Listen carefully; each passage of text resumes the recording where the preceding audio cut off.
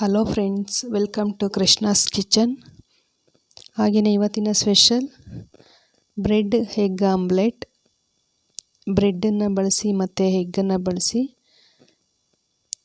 Bread omelette ಮಾಡೋದ್ರಿಂದ ತುಂಬ ರುಚಿಯಾಗಿರುತ್ತೆ. ಹಾಗೆಯೇ ಮಕ್ಕಳು ಕೂಡ ಇಷ್ಟಪಟ್ಟು ತಿಂತಾರೆ. ಲಂಚ್ ಬಾಕ್ಸ್ಗೆಲ್ಲ ಬೇಗನೆ ರೆಡಿಯಾಗುವಂತಹ ಒಂದು ತಿಂಡಿ ಅಂತಲೂ ಹೇಳ್ಬೋದು. ಹಾಗೆ ಬನ್ನಿ ಮಾಡುವ ವಿಧಾನ ನೋಡೋಣ. ನೋಡಿ, ಇಲ್ಲಿ ನಾನು ಬ್ರೆಡ್ನ ತೊಗೊಂಡಿದ್ದೀನಿ, 4 ಪೀಸ್ ಬ್ರೆಡ್ ತೊಗೊಂಡಿದ್ದೀನಿ. ಮತ್ತು ಈಗ ಇದನ್ನು ಸೈಡ್ಗೆ ಇಟ್ಬಿಟ್ಟು, ಈಗ ನೋಡಿ 4 ಮೊಟ್ಟೆನ ತೊಗೊಂಡಿದ್ದೀನಿ. 4 ಪೀಸ್ ಬ್ರೆಡ್ ತೊಗೊಂಡಿರೋದ್ರಿಂದ 4 ಮೊಟ್ಟೆ ತೊಗೊಂಡಿದ್ದೀನಿ. ಮೊಟ್ಟೆ ಸ್ವಲ್ಪ ಜಾಸ್ತಿ ಇದ್ದರೆ ಟೇಸ್ಟೂ ತುಂಬ ಚೆನ್ನಾಗಿ ಬರುತ್ತೆ ಅಂತ. ಈಗ ನಾವು ಒಂದು ಮಿಕ್ಸಿಂಗ್ ಬೌಲ್ನ ತೊಗೊಂಡಿದ್ದೀನಿ. ಮಿಕ್ಸಿಂಗ್ ಬೌಲ್ಗೆ ನೋಡಿ ಮೊಟ್ಟೆ ಎಲ್ಲ ಒಂದೊಂದಾಗಿ ಹೊಡೆದ್ಬಿಟ್ಟು ಎಲ್ಲನೂ ಬೌಲ್ ಒಳಗಡೆ ಹಾಕ್ಕೊಳ್ತಾ ಇದ್ದೀವಿ. ಒಂದಾದಮೇಲೆ ಒಂದು ಎಲ್ಲ ಮೊಟ್ಟೆನೂ ಹೊಡೆದ್ಬಿಟ್ಟು 4 ಮೊಟ್ಟೆನೂ ಹೊಡೆದ್ಬಿಟ್ಟು ಮಿಕ್ಸಿಂಗ್ ಬೌಲಲ್ಲಿ ಹಾಕ್ಕೊಂಡಿದ್ದೀನಿ. ಈಗ ಇದನ್ನು ಚೆನ್ನಾಗಿ ಎಲ್ಲ ಮಿಕ್ಸ್ ಮಾಡ್ಕೋಬೇಕು. ನೋಡಿ, ಮೊಟ್ಟೆನೆಲ್ಲ ಚೆನ್ನಾಗಿ ಕರಗಿಸ್ಕೊಂಡು ಎಲ್ಲನೂ ನೀಟಾಗಿ ಮಿಕ್ಸ್ ಮಾಡ್ಕೋಬೇಕು. ಈಗ ನೋಡಿ, ಚೆನ್ನಾಗೆಲ್ಲ ಮಿಕ್ಸ್ ಆಗಿದೆ. ಈಗ ಇದಕ್ಕೆ ನಾವು ಮುಂಚೆನೇ ಕಟ್ ಮಾಡಿ ಇಟ್ಟಿರುವಂತಹ ಈರುಳ್ಳಿನ ತುಂಬ ಚಿಕ್ಕದಾಗಿ ಕಟ್ ಮಾಡಿ ಇಟ್ಕೊಂಡಿದ್ದೀವಿ.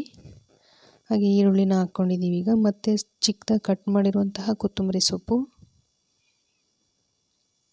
ಮತ್ತು ಟೊಮೊಟೊ ಹಾಕೋದ್ರಿಂದ ಫ್ಲೇವರ್ ಆಗಲಿ ಟೇಸ್ಟ್ ಆಗಲಿ ತುಂಬ ಚೆನ್ನಾಗಿರುತ್ತೆ ಅಂತ ಹೇಳ್ಬಿಟ್ಟು ಒಂದು ಅರ್ಧ ಟೊಮೊಟೊನ ಕಟ್ ಮಾಡಿ ಹಾಕ್ಕೊಂಡಿದ್ದೀವಿ. ಮತ್ತು ಸ್ವಲ್ಪ ಕ್ಯಾರೆಟ್ ತುರಿ,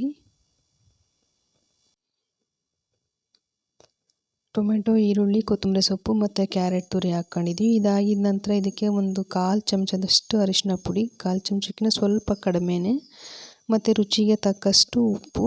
ನಾನಿಲ್ಲಿ ನೈಸ್ ಉಪ್ಪನ್ನು ಬಳಸ್ತಾ ಇದ್ದೀನಿ.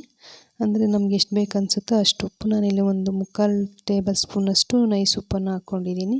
ಮತ್ತು ಖಾರಕ್ಕೆ ಸ್ವಲ್ಪ ಹಸಿಮೆಣಸಿನ್ಕಾಯಿ, ಒಂದು 2ರಿಂದ 3 ಹಸಿಮೆಣಸಿನ್ಕಾಯಿನ ಚಿಕ್ಕದಾಗೆಲ್ಲ ಕಟ್ ಮಾಡಿಬಿಟ್ಟು ಹಾಕ್ಕೊಂಡಿದ್ದೀನಿ. ಹಾಗೆಯೇ ಈಗ ಇದನ್ನೆಲ್ಲ ಚೆನ್ನಾಗಿ ಮಿಕ್ಸ್ ಮಾಡ್ಕೋಬೇಕು. ನೋಡಿ, ಈಗ ಎಲ್ಲನೂ ಚೆನ್ನಾಗಿ ಮಿಕ್ಸ್ ಮಾಡ್ಕೋಬೇಕು. ಈ ರೀತಿ ಎಲ್ಲನೂ ಮಿಕ್ಸ್ ಮಾಡಿ ಇದನ್ನು ಒಂದು 2 ನಿಮಿಷ ಹಾಗೆ ಬಿಟ್ಟಿದೆ. ಈಗ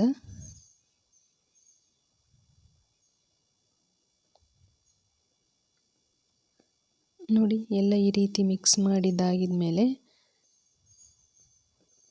ಇದನ್ನು ಸೈಡ್ಗೆ ಇಟ್ಬಿಟ್ಟು ಈ ಕಡೆ ನಾನು ಸ್ಟವ್ನ ಆನ್ ಮಾಡಿ ಒಂದು ತವಾನ ಬಿಸಿಗೆ ಇಟ್ಟಿದ್ದೀನಿ.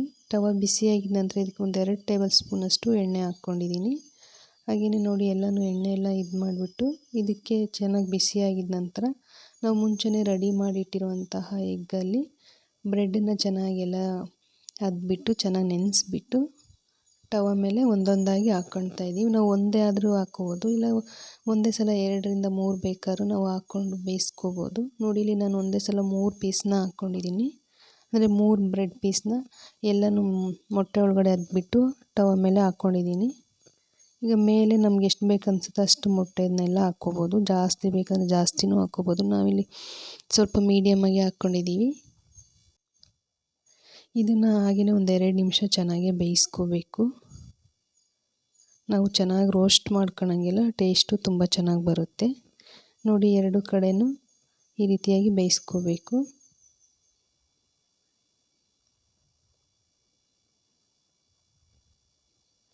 ನೋಡಿ, ಈ ಥರ ಬ್ರೆಡ್ ಆಮ್ಲೆಟ್ ರೆಡಿ ಆಗ್ತಾ ಇದೆ. ನಿಮಗೂ ಇಷ್ಟ ಆದರೆ ನೀವು ಒಂದು ಸಲ ಖಂಡಿತ ಟ್ರೈ ಮಾಡಿ. ಈಗ ನಾವು ಇದನ್ನು ಒಂದು ಪ್ಲೇಟ್ಗೆ ಸರ್ವ್ ಮಾಡ್ಕೊಳ್ತಾ ಇದ್ದೀವಿ. ಹಾಗೆಯೇ ವಿಡಿಯೋ ಇಷ್ಟ ಆದರೆ ಲೈಕ್ ಮಾಡಿ, ಶೇರ್ ಮಾಡಿ, ಕಮೆಂಟ್ ಮಾಡಿ, ಕೃಷ್ಣಾಸ್ ಕಿಚನ್ಗೆ ಸಬ್ಸ್ಕ್ರೈಬ್ ಮಾಡಿ ಮತ್ತು ಸಪೋರ್ಟ್ ಮಾಡಿ.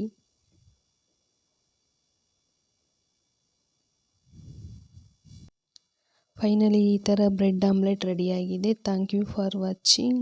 ಬಾಯ್.